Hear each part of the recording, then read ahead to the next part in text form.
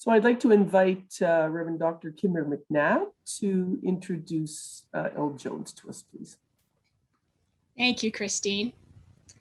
In Mi'kma'ki, the ancestral land and unceded territory of the Mi'kmaq people, I first heard the 5th Poet Laureate of Halifax, L. Jones, at a memorial service for the homeless and precariously housed who had died on the streets of Halifax.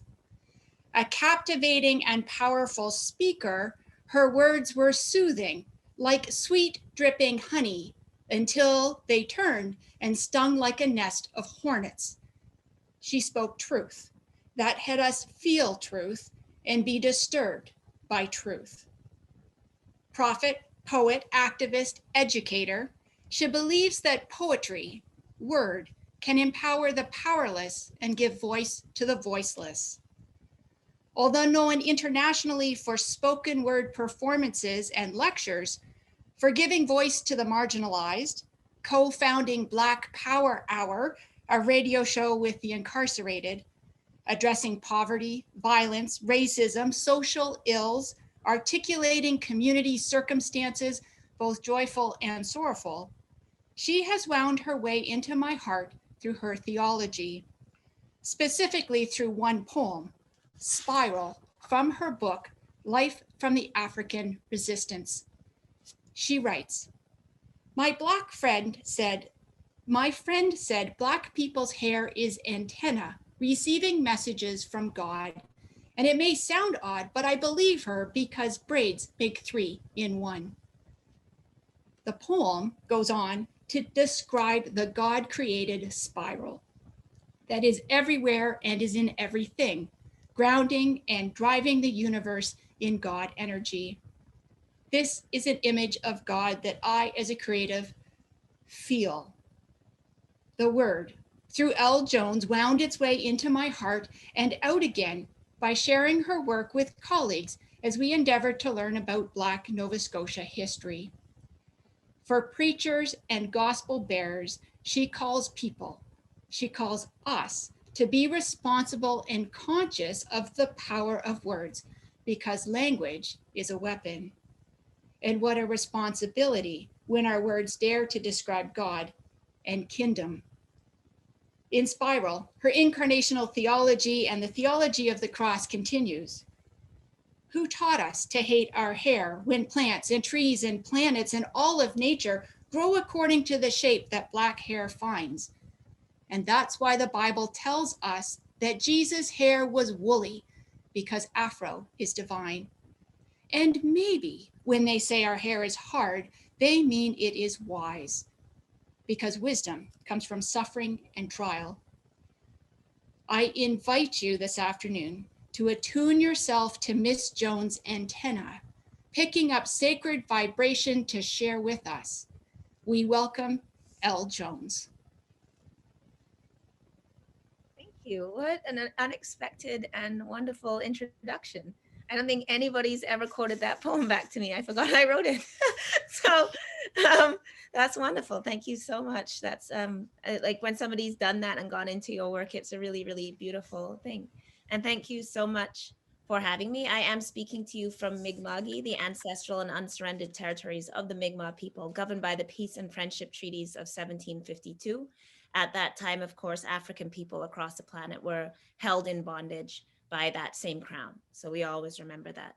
I was going to close the poems actually, but since we got an intro about poetry, I will open with a poem and then I'm going to talk a bit and then I'm going to close, if that makes sense to you. This is not on hair theology though. This is actually on some of the work I do with people in prison. So I'll set the tone with this and then we're going to talk about the power of language and words, and particularly language in this moment. I don't do this poem that often. I've started doing it more, but I don't do that much. T comes into prison a proud white supremacist. He's got swastikas tattooed on his neck and KKK on the knuckles on his fist. And the last prison he was in, there's a guy he already killed, but there's a Black guy on the range. And somehow they start to chill. He says, just cover that shit up around me if we're going to coexist. And they're both doing life over blood that they have spilled, and slowly, somehow, their friendship starts to build. Well, T gets transferred out, and from the depths, he sends a letter. Thank you for your friendship, for helping me be better. He says, my sister was gang raped at a party by Black guys, and I decided every single Black guy was the same in my eyes. I was so angry that my hate was twisting me inside. Thank you for showing me another way. Thank you for saving me. If we've never struggled to make a change, what do we know of bravery? What do we know about transformation in these places where we're breaking people down?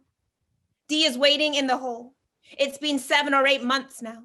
One day he loses it in his cell and starts trashing everything around, and then he hears a knock. And he thinks, what now? I can't take anymore. This pressure has to stop. And a hand reaches through his slot. And D's on edge, thinking it's someone here to take a shot. The guy's high up in a gang, a soldier at the top, but he opens up his fist. And there's a jade and black crucifix.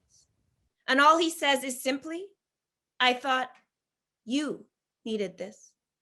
What do we know of human kindness and the places it exists? When we sentence people to life and say their humanity's eclipsed, and we send them behind the walls and condemn them to the abyss.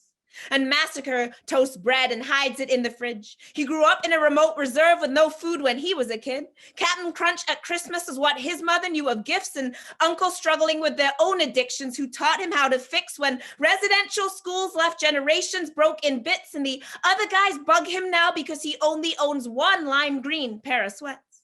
So when someone offers him $20, that's as good as it gets.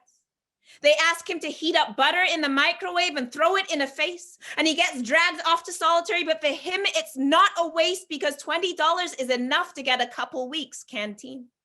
What do we know of desperation when our stomach's full when we go to sleep?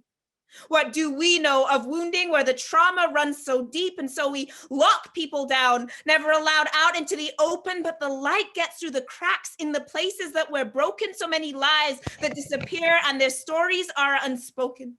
So we never hear of resilience, of creativity, of hoping. I'm reading Facebook and I see a status that touches me profoundly. I love my murderer friends, one of the women proclaims proudly, and everyone reacts with horror and disgust. But she says, I spent years in with these women, the only ones I could trust, and I'm not going to throw them under the bus. I'm not going to abandon. You don't know what's inside people when you just judge them at random, and I know what she means. When murderer is the worst label. When we couple it with love, it makes our judgments seem unstable. And so we condemn a woman, loving deeper than we're able, as if murderer and loved one could never be connected. What do we know of affection when we don't live together in oppression? Everything I know about forgiveness, it was prisoners taught the lesson. And I keep suggesting to a teenage prisoner that he go outside for exercise. You'll get sick, I tell him. You'll disappear inside depression. And finally, he tells me that a year after he'd been inside, he was let out in the yard and he bent and touched a blade of grass. And then he overheard a conversation between guards. They said, that kid's been in so long, he's happy just to touch the ground. And after that, it was too hard, so he just stays on his range now. What do we know of freedom when we've never been held down? And there's a young Mi'kmaq man who calls me and tells me that he's fine. And then I link him to his mother and he starts crying on the line and he tells her he almost died because he drank hand sanitizer. What do we know of pain when numb's the only option for survival? And there are teenagers inside who are shaking on arrival. And I think that it's obscene that every courtroom has a Bible. And then we sentence human beings to places if they're suicidal, they strip them of their clothes and throw them into solitary confinement. And once you get a record, that's a judgment that is final. And there's no supports when you get out, so you're forced to repeat the cycle. What do we know of forgiveness when our vengeance still is primal? And there's so many minds going to waste full of knowledge that is vital. Who knows if the cure for AIDS is in a mind that's sitting idle, and in spite of their situation, they're still maintaining their humanity. I host a radio show with prisoners and people complain about profanity. And I tell them music is the only thing that helps them keep their sanity. And actually, I say, we have people calling in from solitary confinement, so excuse them if they don't quite meet your standards of refinement. And they're assigned to jobs in sweatshops making products on consignment, or they're deprived of medication and you want them to be silenced? What do you know of self-expression when you never had to fight to write? And there are suicidal women forced to sleep without their mattresses. Dehumanizing conditions seen as just everyday practices, and people talk of justice as if it's just a scale that balances, while families and communities are grieving all the absences if we've never sat inside a cell. What do we possibly know of damages? But I've seen things come out of prison that I would call miraculous.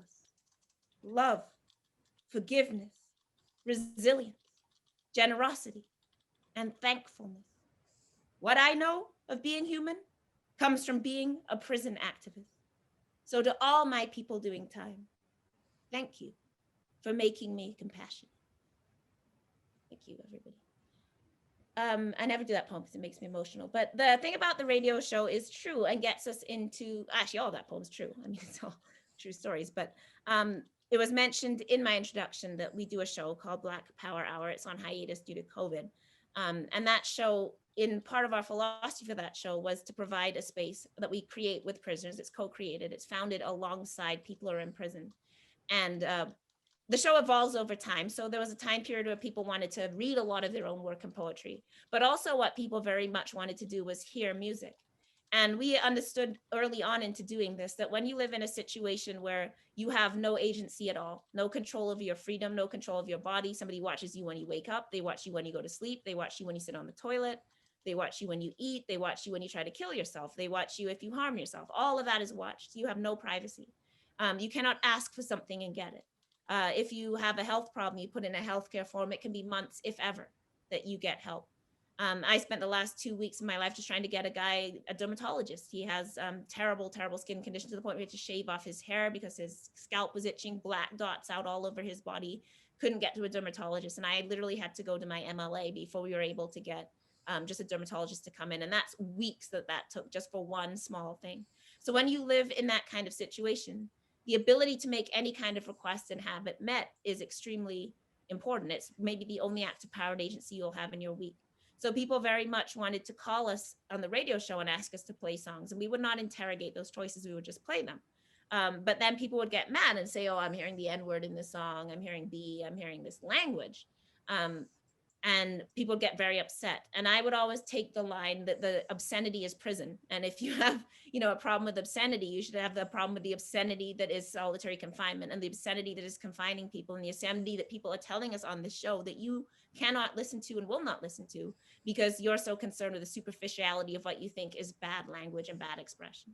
And of course, that was also incredibly racial because like much of the music, of course, is hip hop. This is a community radio station. We're Black, the prisoners are Black for the most part that are calling in. And so part of this was this idea of what spreads obscenity specifically is Black people and Blackness. Robin D.G. Kelly talks about this in his book. I forget what the book's called, it's from '96. But one of the things he talks about is the fight for public space and for public air, and that Black people playing music in public is in itself seen as an aggressive act and an act of kind of doing Blackness in public.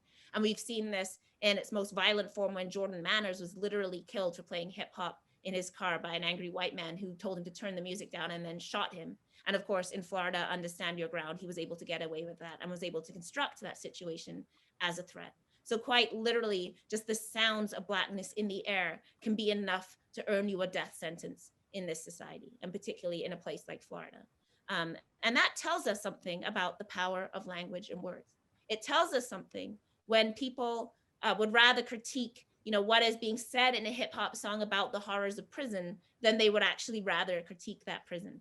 And what is behind that in terms of our notions of what is civility, what is good language. I know Keiko talked a lot about like, what is the norm? Like who gets to decide, what is the right language, the good language, the shared language, because that never actually is a shared conversation. So even when we believe we have consensus over language, that is always generally an elitist project by those who control the airwaves, by those whose pronunciation is heard on the radio, by those who have the platforms. And those who don't want to use language this way and have never assented to using language in this way, then become not only defined into a language they never had a role in, but then marginalized further if you don't choose to use language in the same way or in the same tone, at the same volume as everybody else has decided for you that you should be using, right? And of course, this, again, if we go back to race, is what Black people are so often effective with. Why are we so loud? Why are we so aggressive? Why do we speak this way in public? Why don't we speak proper English? Why we got to do this? Why we got to do that? Which is very much around, again, not just the control of language, but of course, what that shows us is how much language controls and defines our social space. And we, I'm sure, understand this about that language is power, power is language, and those with power have the ability to define language for everybody else and set you into the narrative. As Audre Lorde tells us, if I did not define me for me, I would be crushed into other people's expectations for myself and buried alive. And what she's getting at there as a Black woman is that we have to self-define ourselves as an act of power, because people have already put these words onto us before we were born: unfit mother, not good student, angry Black woman, Jezebel, Sapphire, Mammy, matriarch. These words and images have floated around us before we even knew what they were, and before we even had a chance to contest them and go on to define it. So that's, I guess, the first piece I really wanted to think about, which is why language is such a fraught terrain, whether this is stuff like cancel culture, right? The pushback on the idea that we can actually fight back when people want to use racist jokes, or when people offend us, or when we don't agree. And that has been phrased now as cancel culture, and the idea that the violence being done is by the marginalized people speaking back and not by the systems of power that has sustained ways of talking for so long. Obviously, we can think of in this moment something like Black Lives Matter and the contention that has been around those three words, right? So Black people came up with the phrase Black Lives Matter in order to be like, stop killing us, our lives matter. And that has, of course, been willfully misinterpreted all over the place to suggest that only Black lives matter. So then we got the pushback of all lives matter, as though Black people throughout our histories have not always been fighting for and carrying the burden of all other people. And in fact, are required to do so before we can ever get round to ourselves, right? We're never allowed to even fight for ourselves. So just the very act of saying Black and Black lives is seen as somehow aggressive or out of line. We can't even name ourselves without people immediately moving to a racist, no, all people. And of course, the missing words in Black Lives Matter are not only Black Lives Matter. The missing words are when Black lives matter, all lives will matter. That is the part of the phrase that is unvoiced, because we understand that whatever Black people fight for will benefit us all. When we fight against the policing system, when we talk about abolishing the police, that's for everybody. All the people who are the drug users, people dealing with mental health, people who are homeless and harassed by the police, people living in poverty, people with disabilities, all of whom, whether they are racialized, Black or not, are victims of the same system. They will benefit from our fight. Obviously, when we fight for social and racial equality, we are fighting for everybody. So we always have been fighting for everybody. But again, we see the problem in naming, that the audacity of Black people to name ourselves in particular ways becomes this huge source of contention. So that's another example, obviously, that you can think of in how this terrain of language in this time is not neutral. In the words of Dion Brand, taken from a poem by Derek Walcott, she says, no language is neutral. In fact, she called her book that. It's, as I said, from a broader Derek Walcott poem. And I really like that phrase because we can think about what that means. So every choice we make in language is a charged choice. There is no such thing as a neutral, I was just saying that, I don't have to think about that. We treat much of our language as neutral, just like we treat space as neutral, just like we treat so much of this world as given, right? And that's human nature. We're pattern thinkers, that's kind of what we do. But as a result, we think so much is neutral and unmeaningful until somebody contests it. And then we see that person as creating a problem.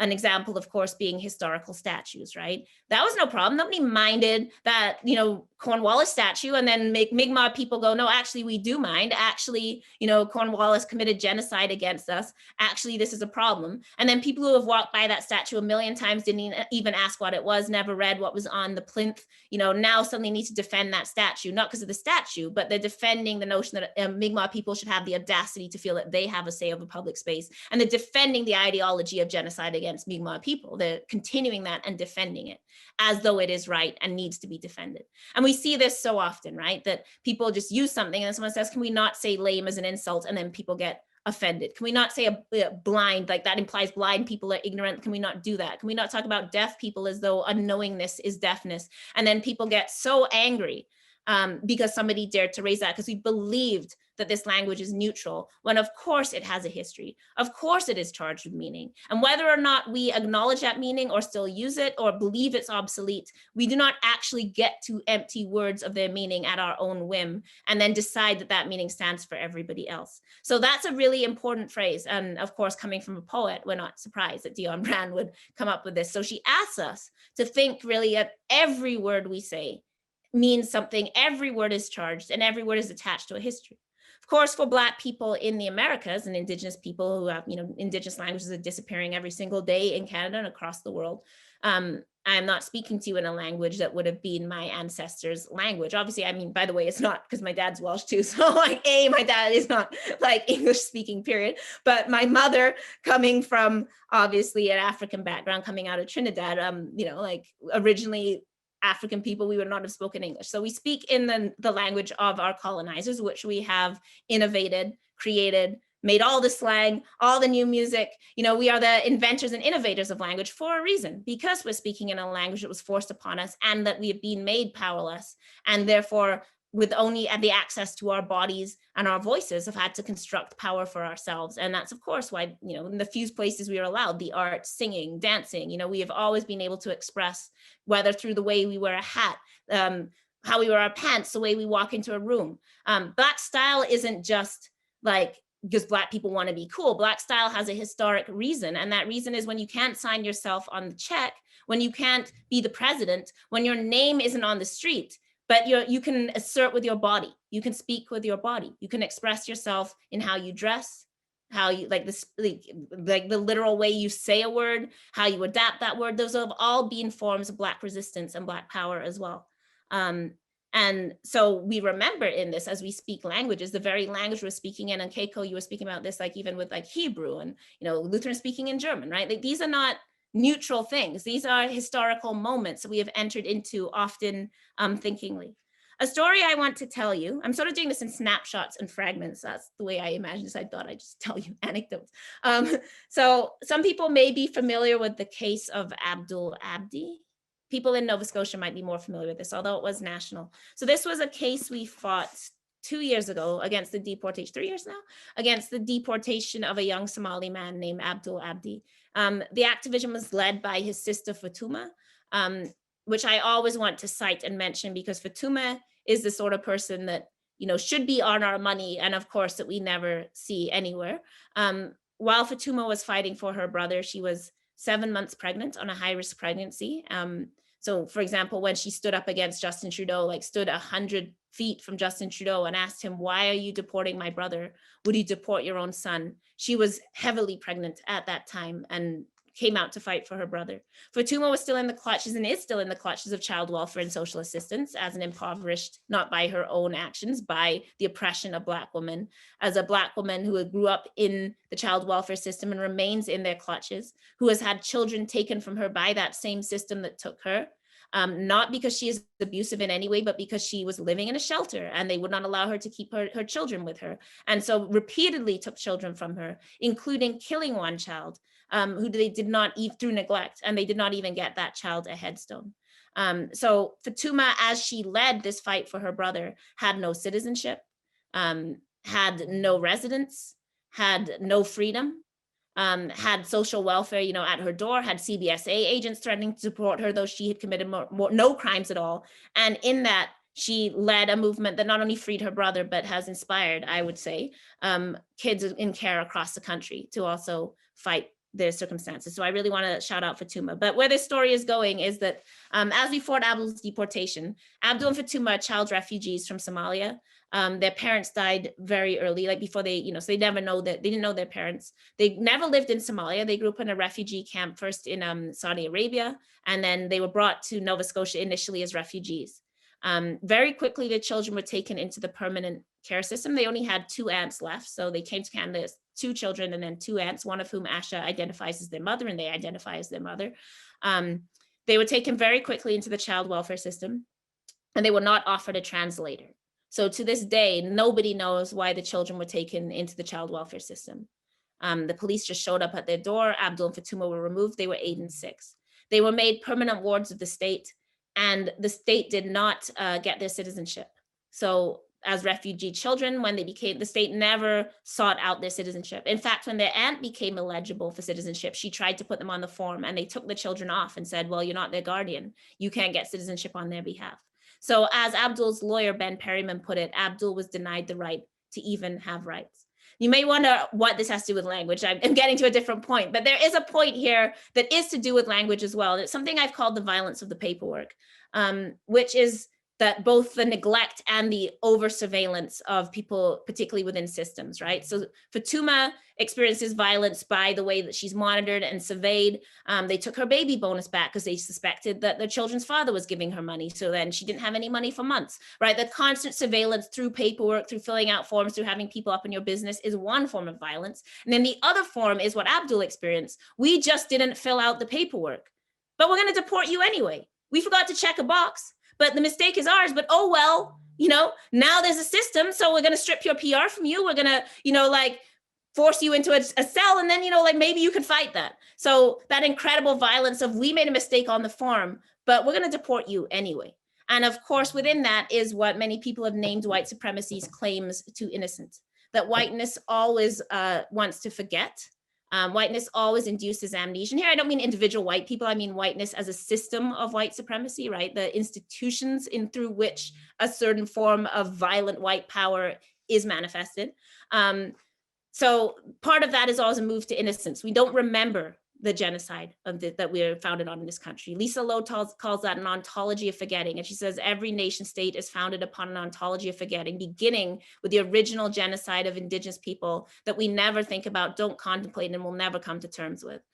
The original sin of our forgetting that we then, of course, expand into why, every time that we're newly surprised, right? Like another racist thing happens and they're like, shockingly, the head of the RCMP doesn't believe in racism. And it's like, that's not shocking. Like they're the head of the RCMP, but we're supposed to be surprised. Trudeau's worn blackface, we're supposed to be surprised. Like we're all supposed to act like these things aren't normal and don't happen all over the place. And they're all supposed to be newly surprising to us because we have an ontology of forgetting around us, that we always have an amnesia. And then those that do not participate in amnesia are always labeled as troublemakers. So why are you complaining about that statue? He even remembers Cornwallis. Why do you care about who Ryerson was? God, we've had that name on the building for 500 years now. Why are you trying to disrupt it? Why do you remember? Why do you remember? And why do you assert? We're always told that. And in the case of Abdul, it was, we have enough authority to remove you from your family. We can tell you what parenting should be. But when we have a mistake, we couldn't know. What they said in the hearings was, when it went to court was, the border agents aren't lawyers. They can't be expected to know the law. So we have the authority to take you away from your parents. We have the authority to imprison you. We have the authority to kick you out of the country, but we can't be expected to know about human rights and the law. We get to be innocent. So I just want to cite that in telling the story as a pause moment. That was a derail from where I was going, but I do want to pause there. I think it's relevant. But the reason why I was talking about Abdul, and I had to do all of this background, because when you don't know the story, and it's a very long story, the full story of talking about Abdul could take days, just how much happened in that advocacy. But the thing I was actually trying to land on in a long roundabout way was that one of the first conversations I had with Abdul so what had happened is he was in prison. We were fighting his deportation. And then when you get released from your prison sentence, if you're on a deportation sentence, they'll take you back into custody because they think you're a flight risk, right? So Abdul has been re-incarcerated and we could not find him. This was in January of 2018 and we didn't know where he was. At one point we found out he was in Edmundston, just outside of Quebec. And we were really concerned because we realized the CBSA prison there has one of the only private airfields in Canada that they can directly deport from. And we were very scared that he was just going to be on a plane to Somalia. So one of the conversations we had to have as the people doing the advocacy was, okay, I 8 hours to Edmundston, you guys are in Toronto, you're 13 hours from it. If we drive and meet, maybe we can go lie down on the runway so that like the plane can't take off. We'll probably get 5 years in jail if we do that, but are we willing to do that? We would have these conversations. And when we finally found Abdul, he was in Lindsay. And those of you in Toronto may know that Lindsay is where a lot of the deportations happen from. And Abdul told me that when he was sitting in his cell at Lindsay, he was looking around on the walls and there were names and dates on the walls. And he realizes this is the names and dates of people who have been deported, because Lindsay is where we do most of our deportations from. So it would say, you know, like L. Jones, April 29th, 2021. You'd write that on the wall, right? And then you get deported. And he realizes this, and he understands, he anticipates that his name is going to go up on that wall next. And he experiences that as like sitting in his own tomb, surrounded by by the graves of everybody around him, because he understood deportation as a state beyond death, worse than death, as the abyss. He would say to me things like, will you remember me when I'm gone? And he didn't mean like in the way where like, yo, you gonna remember me, like as in, are you gonna check for me? Like, are you gonna call me? He meant, will you remember me? Because he could not imagine himself even existing in memory once he was removed from Canada, once he was sent to Somalia. He did not speak Somali. He did not know anyone in Somalia. Like he doesn't have a father. It's clan-based culture, doesn't know that. Doesn't practice Islam, that was taken from him. So no way to survive in this country. And he imagined that as worse than death. And I always think about that image in my own language, because often in my own life, I'm quite, you know, guilty about the books I have not written. So, you know, you got one book cited to you and I feel like, you know, I should be writing a book a year. I should have like hundreds of books of poetry, and I don't. And part of the reason is because you spend, you know, 2 weeks trying to get someone a dermatologist. So in my own, you know, coming to terms with what that means and what that has meant, even like for my career, for money, for just, you know, having my books on the shelf, for how you feel about yourself, how you validate yourself, how you hold yourself up in the system, and how, you know, like whatever you would say to yourself about what really matters. We are living a careerist, capitalist-based, desire-based society where, you know, no matter what you say, even you go, what matters is the prisoners care about me. No, like you still are mad. Like other people have jobs, other people have clicks and likes, other people have this. We always want that. So in the course of trying to remind myself what my commitments are, I always think about that. And I remind myself that we are the living archive and our duty is to the living first, right? That Abdul's understanding of language is writing his own grave. Our intervention into that through Fatuma, through everybody who rose up to help, through his lawyer, through all these places, we were able to intervene from that name going up onto that cell. And I just always think about that and what that means for me and what that means for us more broadly, and what it means perhaps in this moment as we try to come to terms with the way that we're trying to do something juster, something different, something, as Audre Lorde asks us, what are the words you do not yet have? This is something Audre Lorde says to us repeatedly, about not fearing our own words, right? So Audre Lorde, I don't know if you know who she is, Master's Tools Will Not Dismantle Master's House, lesbian, warrior, mother, poet, brilliant woman. Everything in your life is an Audre Lorde. Read Audre Lorde. And she talks to us a lot about what she calls transforming silence into action. She has an essay on that. It's called On Transforming Silence into Action.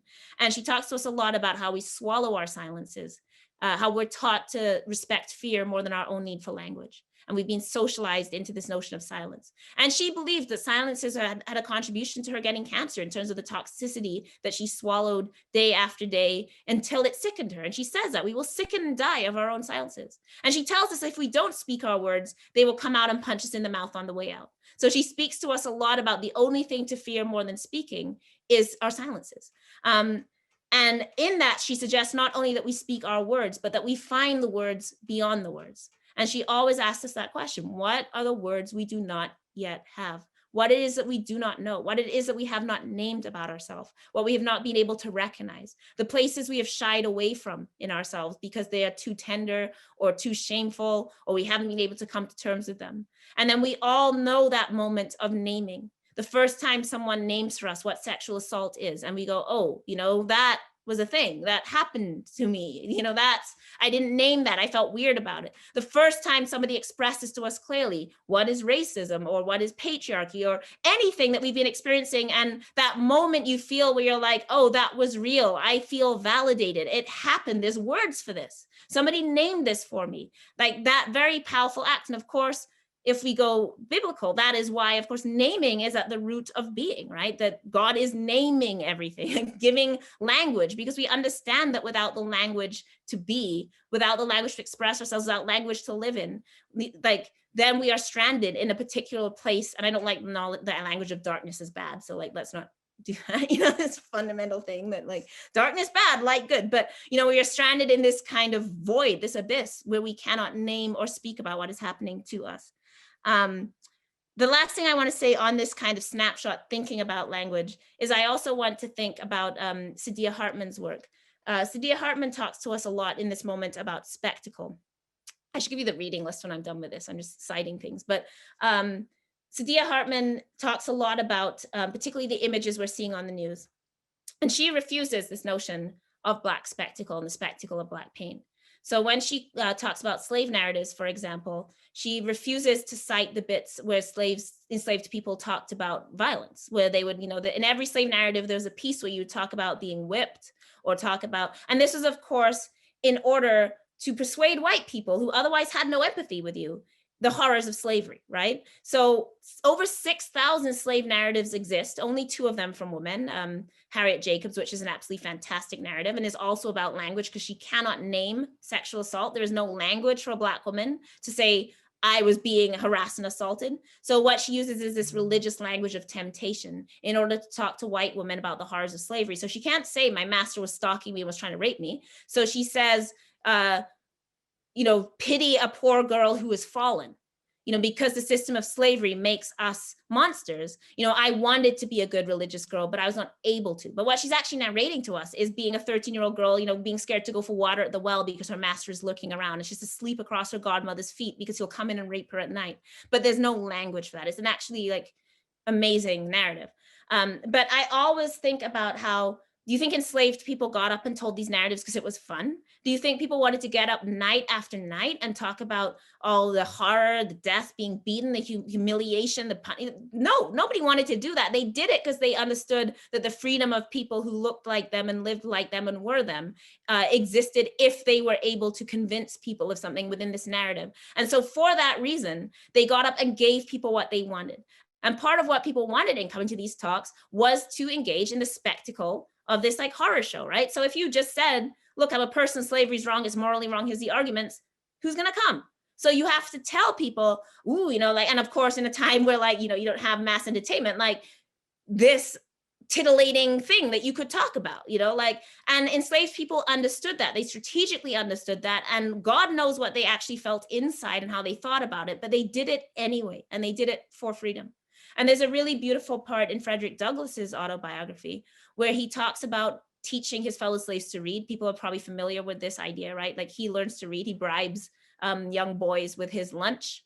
So they'll teach him how to read when he's a child. So he learns how to read. And then later he's teaching other enslaved people. And of course, this is illegal because they knew that eventually what they exactly did, that they would go and forge passes. They did. The minute they could read or write, they forged passes and papers for each other. So quite rightly so, they understood what we would do, and we did. But he says this thing that people always forget. And one of the things he says is that the love he felt teaching his fellow enslaved people to read as they were together in oppression, he says he has never felt that love at any other time in his life. So he's like, I'm free. And that's like, great. But that being with my fellow enslaved people when we were all for each other and all in for each other and giving up for each other is like the most powerful and most profound love I will ever experience. And I have actually given that up, and I can experience that in freedom. And it's really this undersaid part.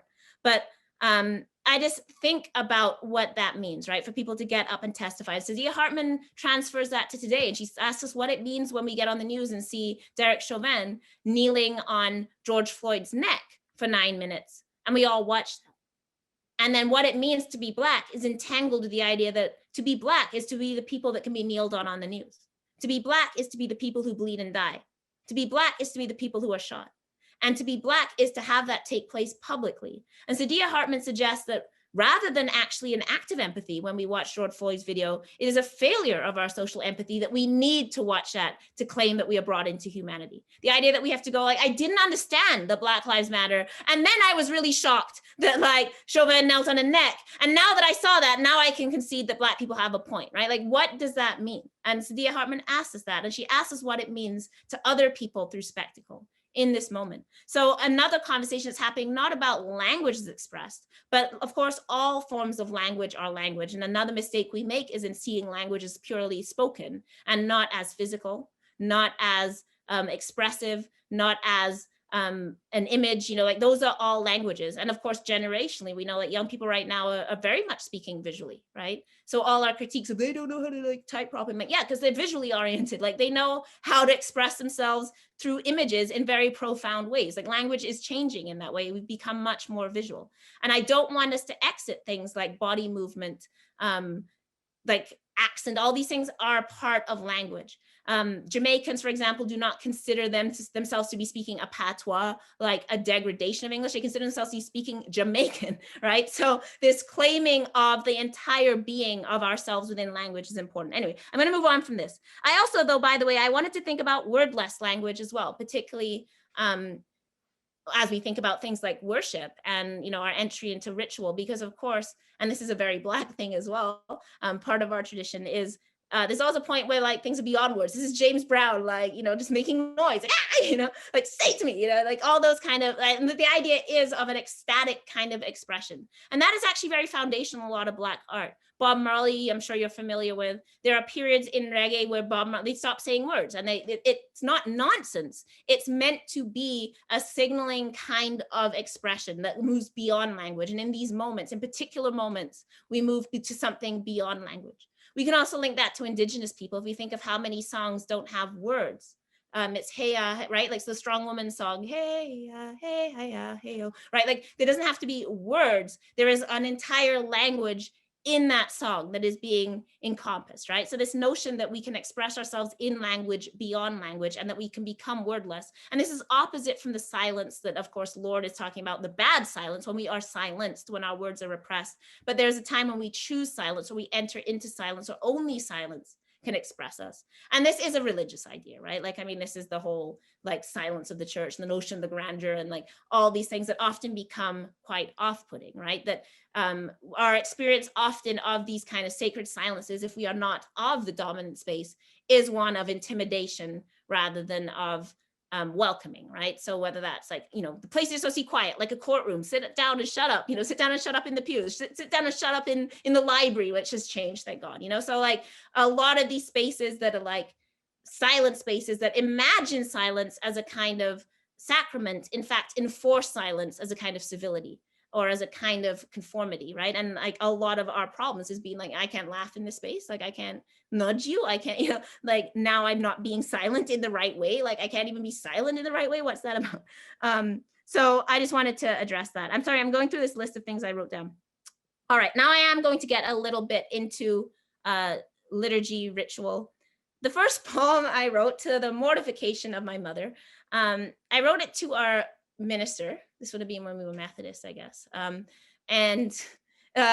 It was she didn't know what I wrote. So my sister told my mom that I wrote a poem and gave it to the minister. My mom was like, I was like 3. So my mom was like, thought that she was going to get to like brag, you know, my daughter wrote a poem. But my poem was a sun, mum, tum, bum. And I drew each of these things. So it featured me drawing a giant ass like on the paper and like giving it to the minister. And then my mom was like super mortified. I still think that's a great poem. Sun, mum, tum, bum. It's like literally everything, you know, the sun that gives us light, mother that nurtures you, food, you know, you eat, and your bum. Like, it's great, you know, like that's a full expression of human life. So good for me at age 3 or 4 or whatever I was, just learning rhyme and language.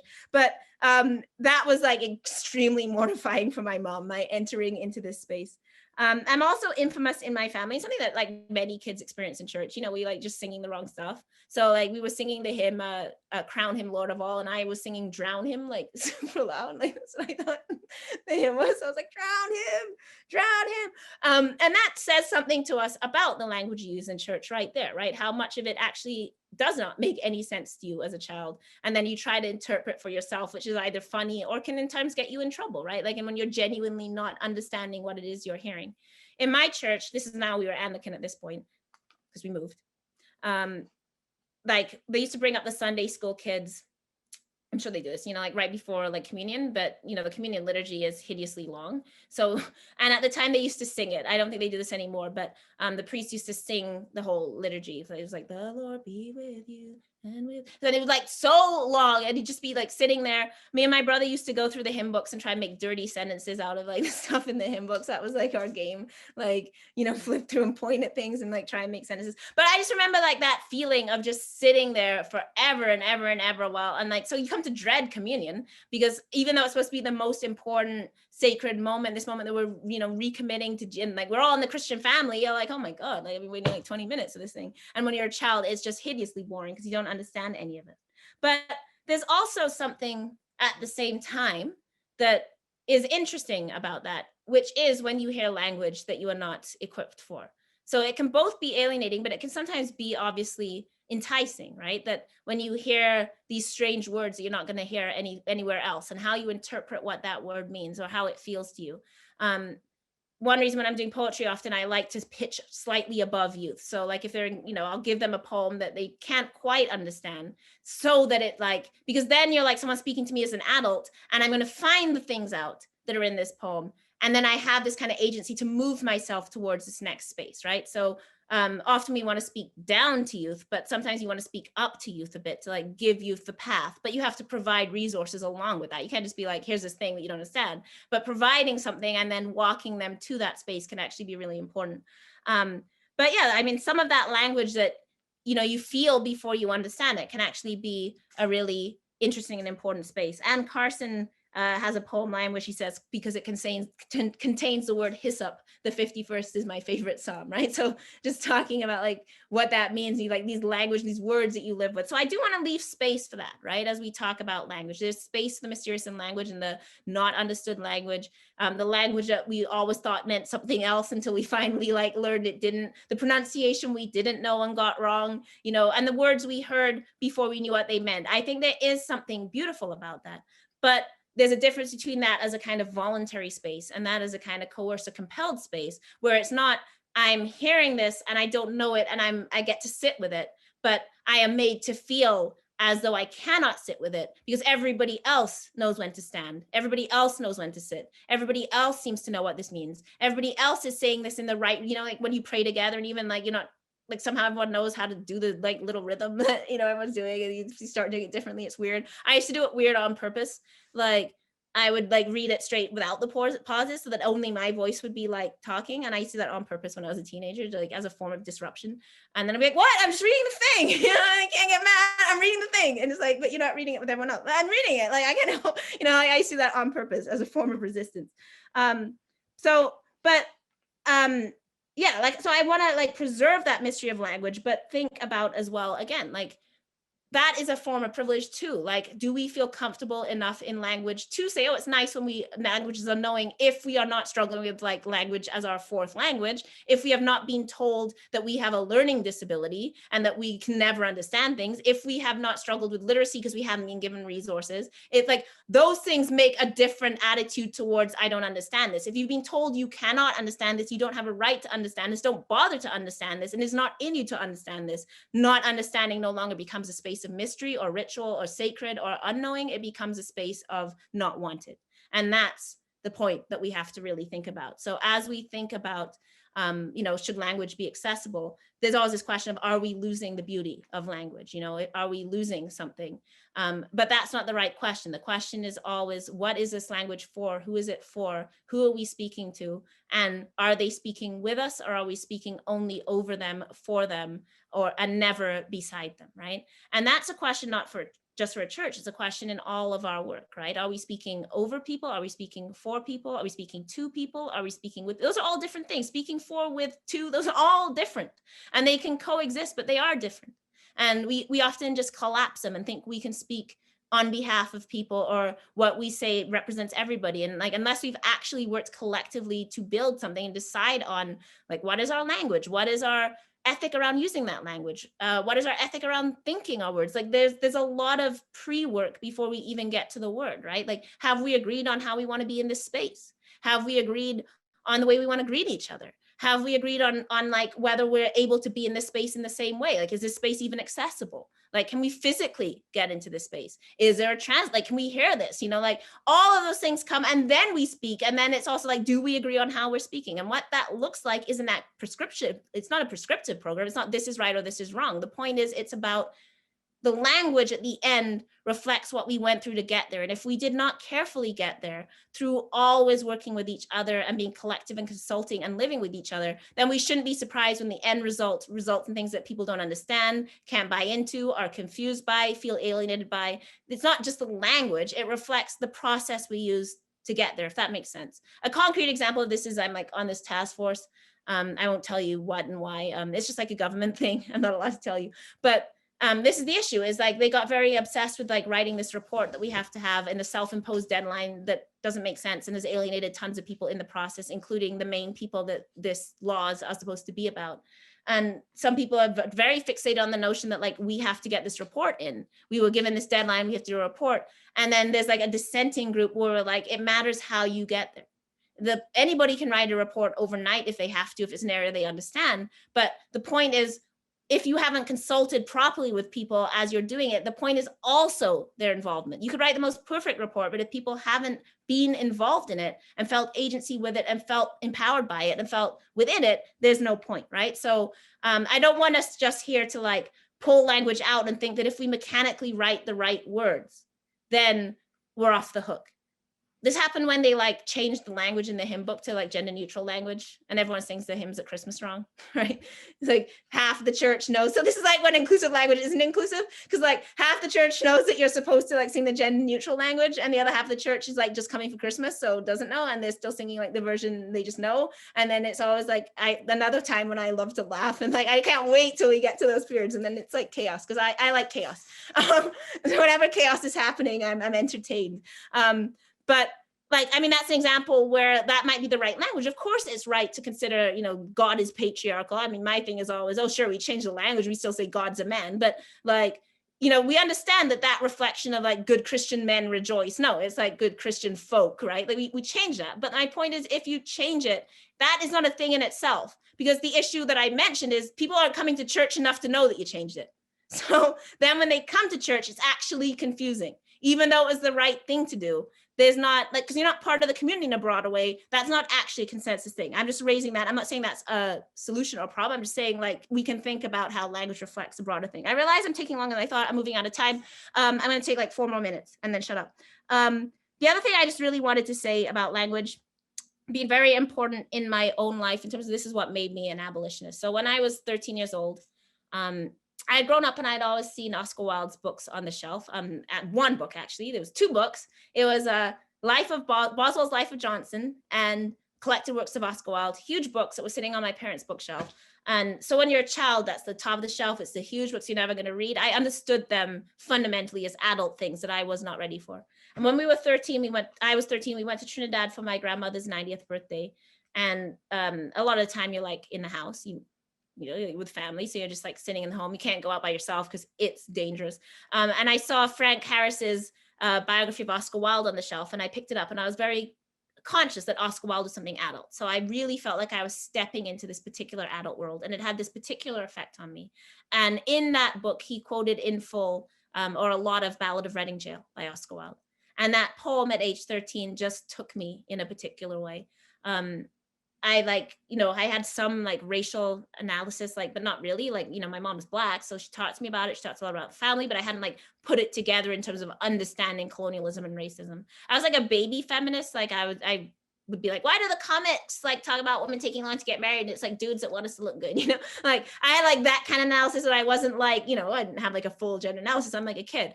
So reading this was the first thing that I understood very clearly as a justice issue. And Oscar Wilde says, I know not whether laws be right or whether laws be wrong. All that we know that lie in jail is that the wall is strong, and that each day lasts like a year whose days are long. And he just goes on and the whole poem just lays out the prison system, and I understood it. And that year we had to do an essay in like social studies, and all the girls did like photoshopping in magazines, and I did women in prison. And I like went down to the local EFRA, and they were like, "Is your mommy in prison?" Which I now realize is kind of racist. and like, why is this girl down here? And I wrote this like whole essay about like women being housed in prison and stuff, which is funny to me now in the work I do. But I'm raising it just because that made me an abolitionist. It was a very important moment in my life. And this poem that so clearly and emotionally expressed something to me, articulated to me for the first time what injustice meant. And that has shaped my entire life in ways that I didn't like understand at the moment, but I can come back to now as an adult and say, what was in that poem has guided me. It's guided how I think.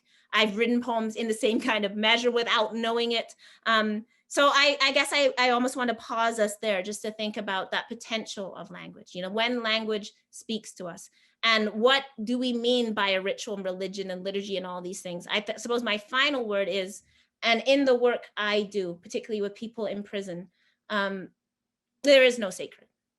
There is no space in prison that is not a profane space, because the entire space is a space of violence. But that does not mean that there is not spirituality and humanity and compassion and worship. And people, of course, find all kinds of ways, whether, you know, through Islam, through Christianity, they find all kinds of ways to encounter their own spirit, to encounter their own humanity, to encounter God, unarticulated, articulated, religious or not, you know, like people live with that in all kinds of ways.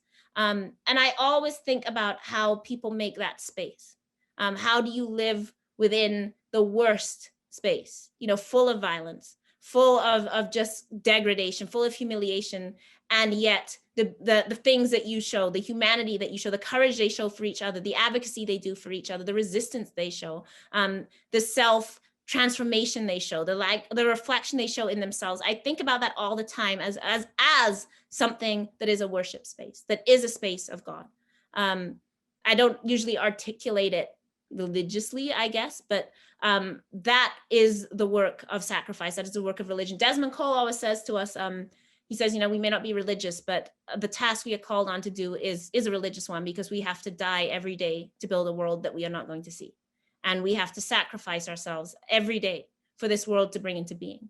And in this world that we want to bring into being, it is not enough to simply put a couple of representative faces in, right? As Black people, we do not just want Black faces in high places. It was a Black man deporting Abdul Abdi. The Minister of Immigration at the time was a Somali man.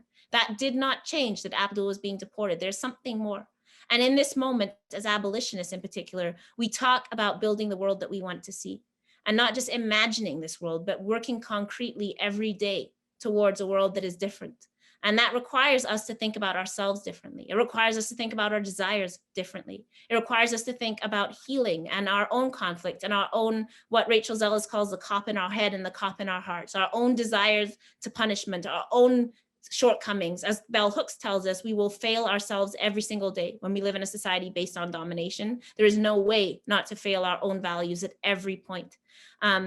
And as we do the work that we are doing in this moment, it is not just about policing or prisons or racial justice or one thing that we can name. It's actually about shifting power to something new and articulating a world that does not exist, but we know that can. And it can because we have felt it.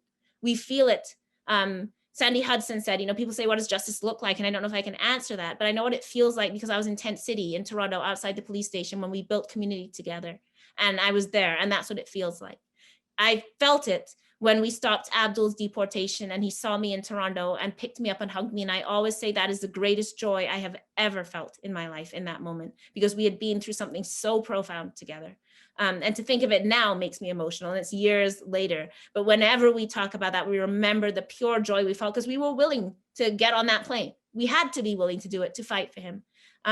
We still have those bonds. So this is about language. What I'm saying is that, like, let us not limit our notion of what is language to just a mechanical, like writing things down on the page. Let's go through the liturgy. Let's change that. Let us think about what it is that we want to express. What world is it that we express when we choose the words we choose? What is it that we want to bring into being? What is it that we're trying to bring into life? And how is it that our words are at every point an ethical commitment towards something else, which I think is the Christian and the religious question.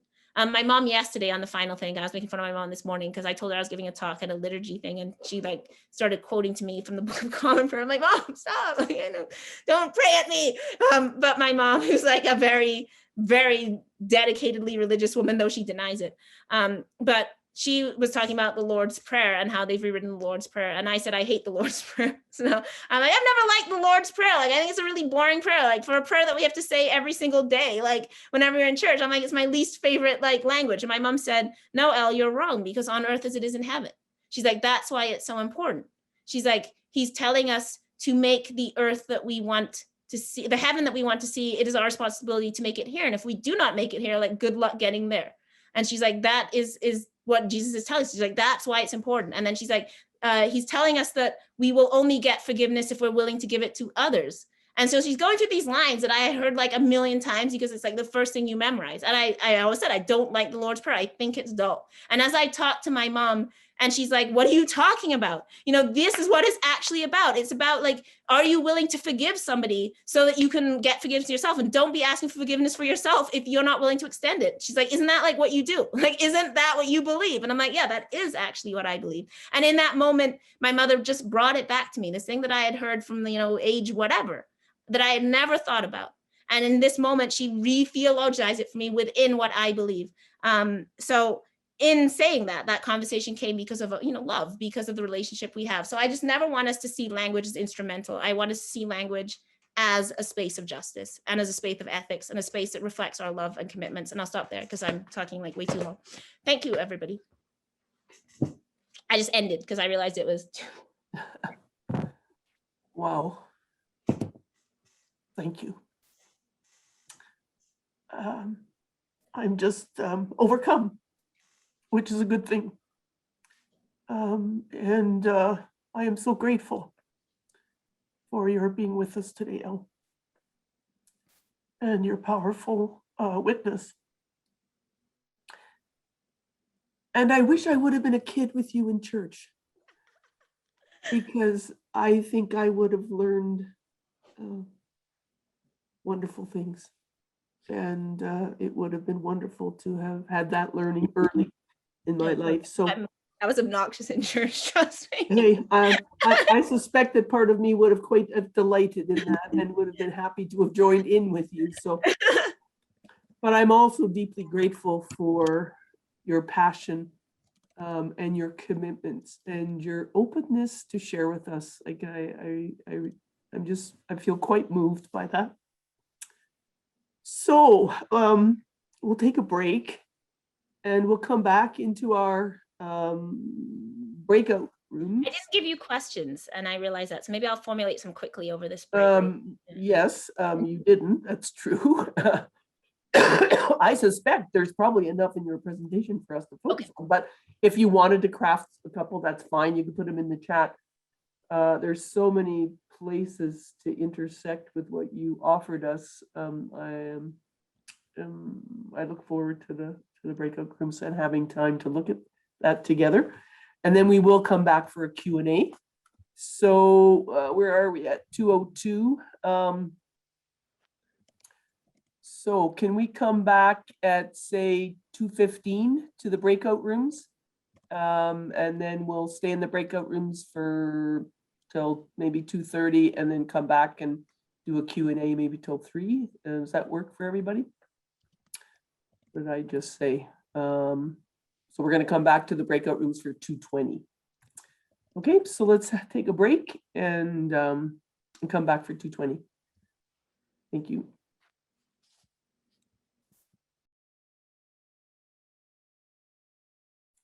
So welcome back, everyone. We had a really rich and not long enough conversation in our small group. So I look forward to that conversation continuing in this context. And Chung Yang, I'm going to turn it over to you to facilitate the Q&A. Elle mentioned that a very helpful point that every word matters. If we're thinking as preachers or liturgy writers or poets, how do we deal with that burden? How do we balance the need for considering every word and also fulfilling our need to produce material each week? Yeah, that's a great question. I think I wouldn't answer that by saying that we need to, become anxious speakers and writers, and then you start thinking, oh, am I saying this? I think what I meant more by that is I think that reflects more broadly the kind of general and everyday work and constant work I think we should and can and do on our own ethics and integrity and commitments. So what I mean by that is, like, obviously, and I mean, we all know this, and I will say this, the more you talk in public, the more likely you're going to have to walk something back at some point, because you're going to say something badly. You don't express yourself well. Like, as you speak off the cuff, of course, that's when language we may have actively tried to remove from ourselves, but it comes out, just because we're not thinking so much. And I think I'm not in a prescriptive way saying, everyone needs to then just become like anxious and we can't speak. I think what I think more about is owning our words. So we pre-think ourselves, we should be thoughtful as we work on ourselves. And then if we say something and somebody says, I'm not, you use this word and that that's not good, or like, this made me feel this way, I think then it's our responsibility to listen to that, really take it on board, and not immediately default to, I've been preaching for years, I know what I'm doing. Well, I read this poem to a ton of people, and you're the first person to ever tell me like that they had a problem with that poem. Like, that poem got awards, so if we take it on that way, and that doesn't mean that necessarily we agree. I think there's many gray areas. A lot of the poems I'm doing are with like I'm talking about prisons and stuff, which I am not in the prison I'm talking about. I read all my stuff to the people in prison, like they permission me, like I don't just talk about them without them knowing. But that doesn't mean that somebody else might not see something in the poem that disturbs them or triggers them or they're not sure about. And I don't get to just say, well, I read it to the guy in prison, he liked it, so like, who are you, right? Like, I may not agree. I may say, I've thought about that critique, and, these are the reasons why I'm doing what I'm doing, but I think we always should have reasons. So in other words, I think we have to be able to stand on our words, own our words, claim them. If we can't claim them, then we probably should say, you're right, that's something I shouldn't have said. I said that years ago, and I've thought about it, and you're right. I've changed how I think, and I don't want to defend that. Like, we have to come to a decision either way, and we may disagree, and then we can respectfully disagree, but we should be able to give our reasoning, right? This is why I chose to do this. This is what I was doing. But we may not agree on that. But I think especially when it's somebody coming from like a marginalized population, we should think really hard before rejecting that, right? Like, if somebody's saying like this language is ableist, who are we to say, no, that's silly, like that. I think so in that way, I think we have that obligation. But yeah, I wouldn't say like, obsess on every word. I would say that in a general way, as I kind of said, like, our language reflects our processes too, right? And as we think about ourselves and are willing to sort of own our own mistakes and own our own words, and I think it's easier. So the people that end up walking all kinds of stuff back in public are these people will tell you, like, it's like these, right-wing radio dudes that like, just do what they're going to do. And then they're like, I was just social experiment. I was just saying it. I was just provoking, and then they also have to apologize for things, right? Because they're just saying things to say them. And I think that's the problem. Like, I don't believe in just saying things to say them. I think we should say things because we have a reason to say them, and we've thought out that reason, and then we have to live with them, So I don't know if that helps, but yeah, I'm not suggesting that, you have to comb every line and, oh no, the word the, it's not neutral. Like, should it be the, or should it be this? Or, like, I'm not saying that we have to engage in this like process that stalls us so that we never produce. I'm saying that we should constantly be doing the thinking work that means that our language reflects that, if that makes sense. Is that helpful? Yeah, I wonder if it's being accountable and authentic at the same time, and humble to receive, I think,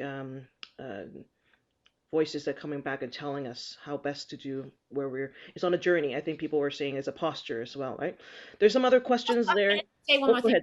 is, I've long thought that sort of part of capitalism is this idea that like being wrong is some kind of like, it speaks back. Like, when all of us be wrong, it's like, oh no, I got owned, like it's all those videos, like so-and-so crushes so-and-so, so-and-so claps back. So like, conversation as war. And then that's why it becomes difficult, because like, being wrong isn't just that you said something wrong. It's like, you're a bad person, you're wrong in these particular ways.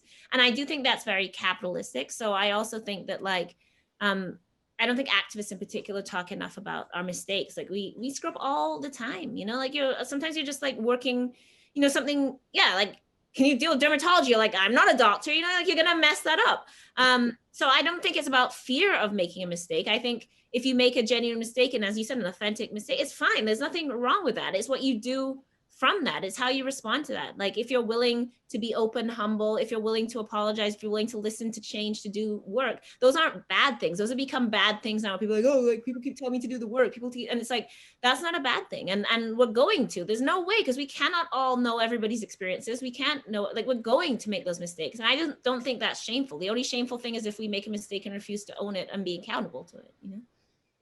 That's great. And I can still continue to hear the fire and the spark in the conversation, leading us to, pushing us to, challenging us to change, right? The way that we were doing things. So that's great. We're going to head into a question that someone has asked about. Robin DiAngelo has a book called White Fragility. I think a lot of people know about that particular title.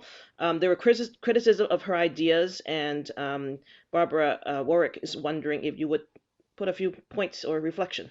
Yeah, so there's been, I mean, like people were talking about white fragility a lot, particularly 2016, and then it sort of came back around some of the controversy over teaching critical race theory. So there's sort of two different things going on here that I guess I want to separate. So I think that the concept of white fragility as a whole was actually quite helpful in terms of naming. And again, this goes back to naming a lot of the ways that white people deflect conversations about race, right? So when people were first talking about Robin DiAngelo, what people found helpful in that, and I myself also found helpful, was that she names a lot of conversational strategies in particular, like what you can experience when you and like why. So just sort of listing, like people will, you know, make it personal, people will cry, like people will like blame you, people will do, you know, and then explaining where that comes from. The sort of newest wave of criticism has come about in the sort of pushback on critical race theory in general. So this idea of compulsion, perhaps. And then with that has also come some critique from Black people in terms of why so many of the people that get to be taught in these scenarios are white people, like Tim Wise, Robin DiAngelo. So there's sort of multiple critiques. So there's a Black critique saying like, you know, we've named and known these things, and like white people don't need to be the experts on race. Like why are white people is held up, like speaking to white people? Like what does that say about like how Black people's work is never heard and like our discourse doesn't count? And then there's this other sort of piece that's people feel compelled by critical race theory. That I think is actually about fragility, right? Like when people are so angry that you have to go to a training, you know, they're so upset that somebody's telling you not to be homophobic or transphobic or talking about race. So in that, I'm like, I don't, I suppose, give too much weight to that critique. I do have my own critique of the sort of general diversity, inclusion, equity framework, because I don't think it's a liberatory framework.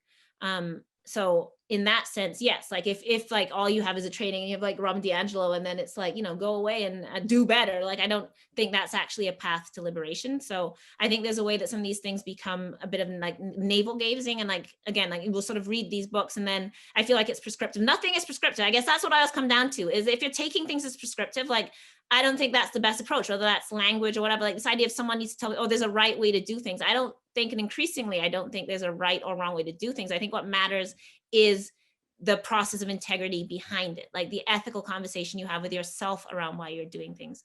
And so any book, any framework can give you something, but you can't, it can't substitute for doing that work with yourself and with other people. And so in that sense, yeah, like the idea that we can all just do like one training and then we read like White Fragility and Ibn Kendi, and then that's, now we're all supposed to be better people and like not be racist is really like an absurd process. I think it's much deeper than that. And yeah, EDI, I have a problem with, just in terms of, I think it breeds elitism. It, you know, like inclusion into what? Inclusion into a system that then excludes other people. What does EDI mean to a woman living in a shelter or living in housing or someone living in prison? Like that doesn't, you know, like, great, I got a job.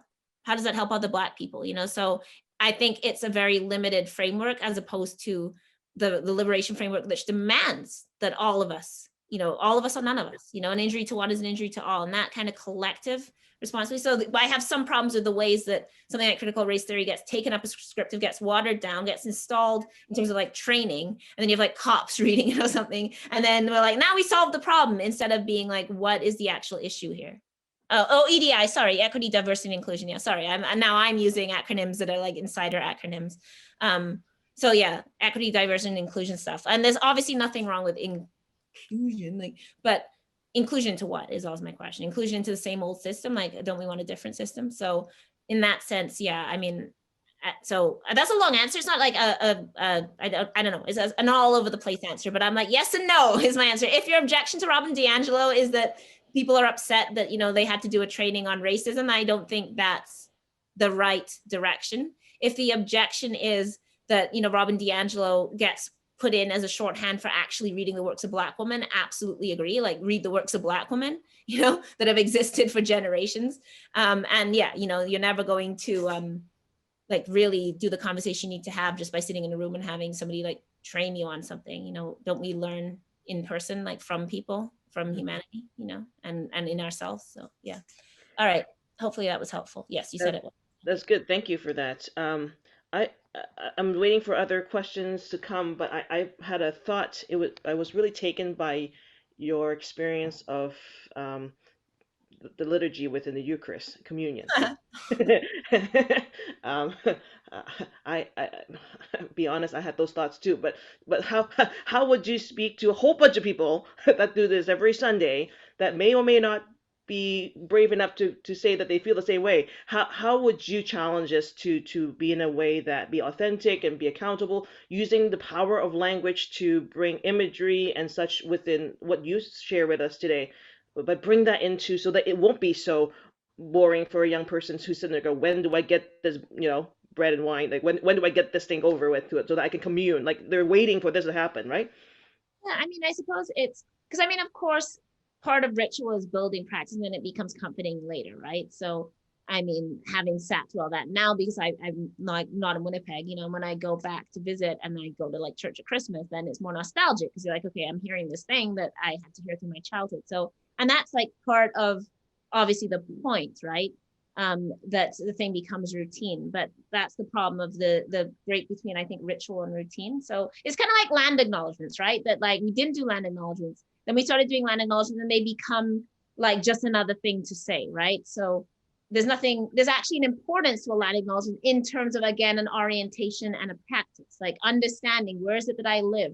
I didn't just arrive here. People were here before I got here. There's a history in this land. There's a commitment that demands of me. What does justice mean to me if I'm living on stolen land? How do I have to acknowledge Indigenous sovereignty in order to move forward? And like those are important questions and ongoing questions. What does this demand of me? What does this ask of me?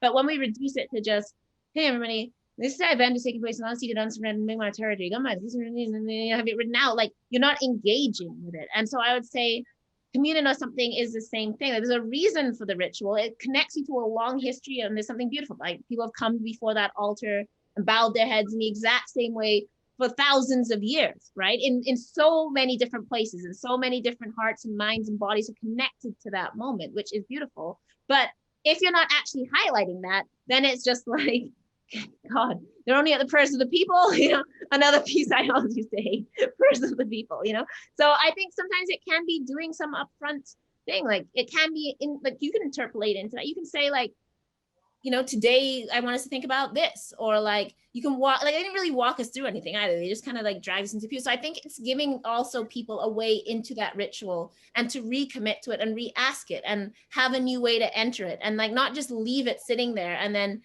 you just have to, like, I think it's actually reapproaching it. So maybe that means like there's I don't know, like, you pray before service and you gather, maybe like everybody makes their own commitment, the idea of what communion is going to mean to them today, and like have a discussion that can be like a theme, or just something you want to think about, or a different way you want to enter it, or maybe like there's a different. So I think it's also keeping it alive so that it doesn't just become something we endure, but something that we find a way into to relate to. And that doesn't necessarily have to be in the middle of the thing, like, like, you're not going to break up in the middle, like you're doing the most sacred part of the service and you're like, oh, by the way, y'all, like, I was, but you can do that before, for example, even in 5 minutes, and like we can refresh our ideas. So I think, yeah, it's like, if something's just, are we doing something because we're doing it just because it's always been done, or are we doing it because we want it to have meaning? And if it's not having meaning, is there a way to like reassess our entrance into that meaning, if that makes sense? So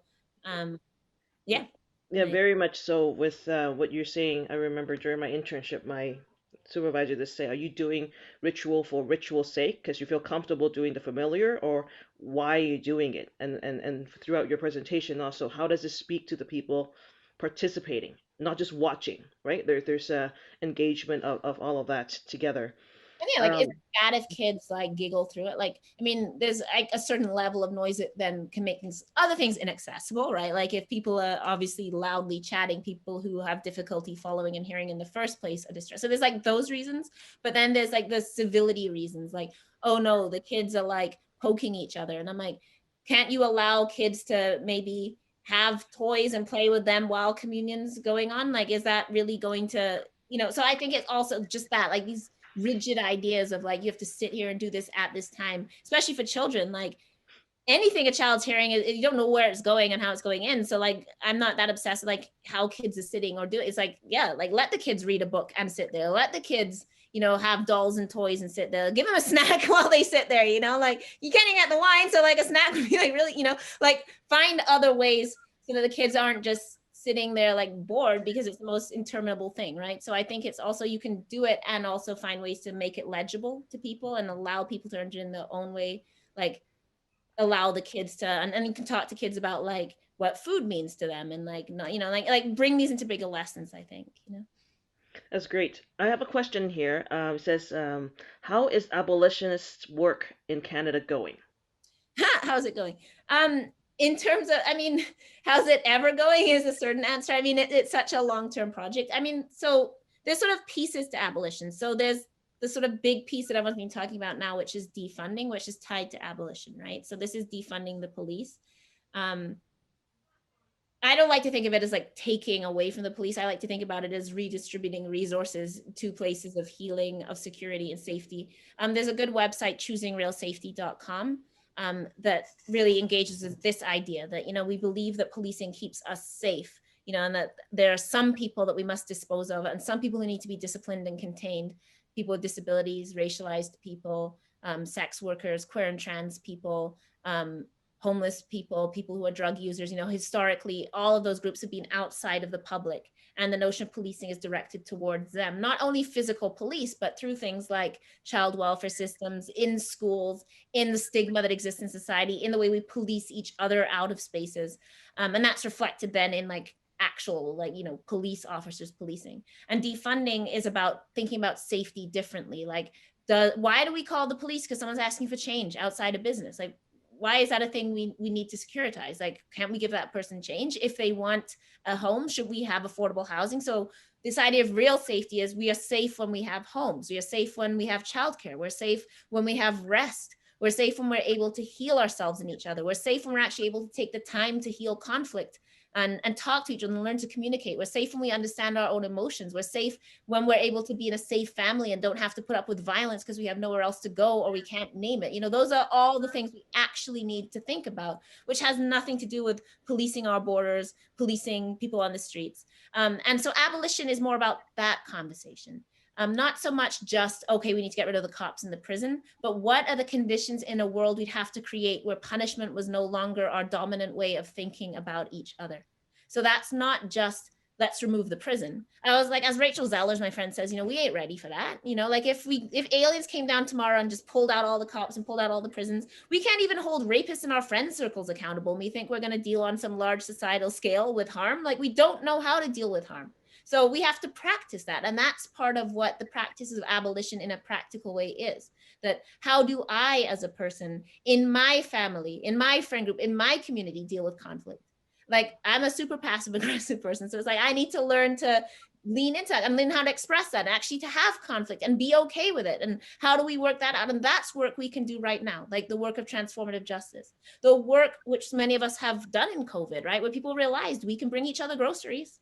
We can actually check on people who are isolated. Like, we can do these things that we've been taught that we're not supposed to do or can't do and can't prioritize. That is abolitionist work, the work of mutual aid, the work of moving away from the notion of a state that punishes us and selects us and includes some people and not others, into the work of including and working with all of us. And to do that, we have to reimagine everything. As Marion Keba says, everything must change. Because we live in a capitalist system that values hierarchy, competition, and disposes of people. So we have to think our way out of that. So we have to think about everything. How do we live on this land? How is it that we consume? What is it we desire and want? How do we deal with other people? Why do I feel threatened and jealous by other people? Why do I want what other people have? Why am I upset? Why do I not want someone to have a pension because I don't have a pension? Like, why am I concerned if somebody else is like doing something, you know, why am I like bothered about someone's sex life or their moral life? Like, what is that? Where does that come from? We have to start unpacking that and how it's seen all over society. And that's what abolitionist work is. And so that's always ongoing. In other words, it will never be done. It is, you know, self-work, it's work with each other. But the sort of beautiful thing about it is that there's been, like, even in the last year, like I used to say there's like 50 abolitionists in Canada and we all know each other. And now there's like 10,000 because a bunch of like young people are like abolitionists now and they're serious about it and they're coming in with new ideas, right? So, but that work is also the work of like Indigenous sovereignty. It's also the work of like creating food sustainability. It's also the work of land defenders. So all of that work, I think, is abolitionist work. And I believe that fundamentally everybody has to understand and have their own capacity for liberation, and we owe that to ourselves and each other. And that can't be led by somebody. You know, you can't have a leader that does that. That's in all of us. We all have to do that. And like discovering that and getting rid of that hierarchy, the celebrity activist, the person with the platform, is also a huge part of abolition, like returning that into people so that people understand in their own ways what work it is that they want to do. So it's both going, not going, going as it always has, changing, you know, like, so there's not a good answer for that. But what is interesting is more and more people are starting to have this conversation, something that was like really obscure and quite academic in Canada. Comes from Black women abolition, obviously, but in Canada, it's historically been more like in the university and like white academics. Although Indigenous people have always done abolitionist work, they just don't name it abolition, right? Like Indigenous people are always talking about abolition. Like that's a thing, you know, for like generations, like it's not new, you know? But this is the sort of first time that more mainstream people are picking it up and thinking through it. And so that has its challenges and also obviously its benefits. And I think it reminds me of what you said in your presentation, Elle, about how each day we have to sacrifice something to build a world, to bring a world into being that we might not be able to see. I think is a generational work as we are trying to bring ourselves into a place where like your mom said, right, heaven as is on earth as is in heaven. That kind of moving towards that. I think that's a beautiful image there.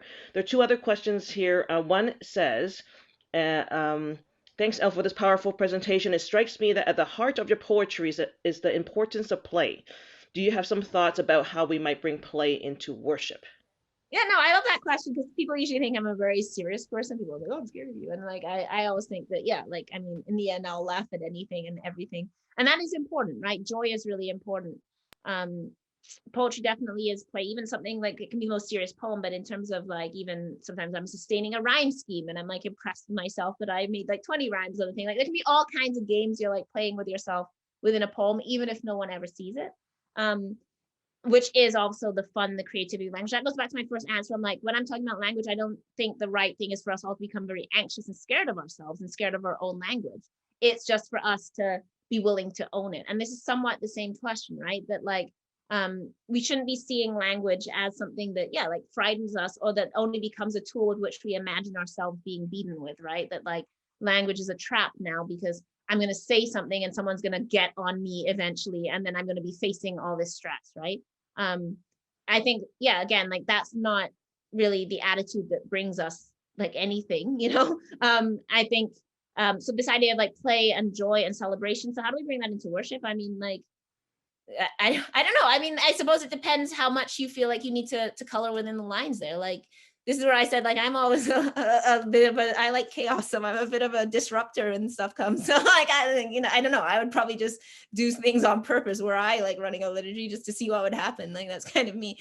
But I don't know. I mean, it's like the seriousness that we imagine is the right attitude, I suppose. This goes back to what I was saying about like silent spaces, right? That we think that, and this is maybe not to like totalize things. It's like the difference between white listening and black listening in some extent. Like white people are like, okay, like something serious is happening. Be quiet and listen. And like, it's weird when you're black because like good listening in the black community is loud. It's like when people listen out and people interact, that's right, girl, you know, right? So we already play in our listening. That's part of black church, call and response, right? Like part of black language is that it is a shared language. It's never just somebody speaking and everybody else quiet. Like people are interacting, like even like how you're looking, right? Like you're looking at your eyes, like you're like, we're using language on many levels. There's a history behind that. I'm not using a naturalistic thing here, like this is biological. I'm saying there's a history and culture behind this, but there's a culture of listening in not all Black people, but in your sort of general Black community, if you go into a general Black church, whatever, Black people listen actively.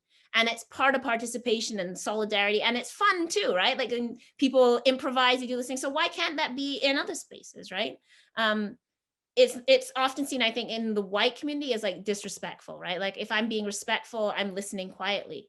And that's how I'm showing my respect. But it's like, you can also show your respect by like, or like, you know, like putting in your, shoving in your own aura, having a discussion or like whatever's happening after. So I think the answer is what feels good to you, what feels necessary, what are people in the people you're speaking to wanting? Like, are you noticing things or people, is there something that your community already does that you can integrate? Like if people are already doing something, why not do that? Like, I don't know what that would be, but like, I don't know, if everyone plays bingo, like hell, like do it in the church, you know, like, I don't know, like, I just feel like you can adapt things in whatever way.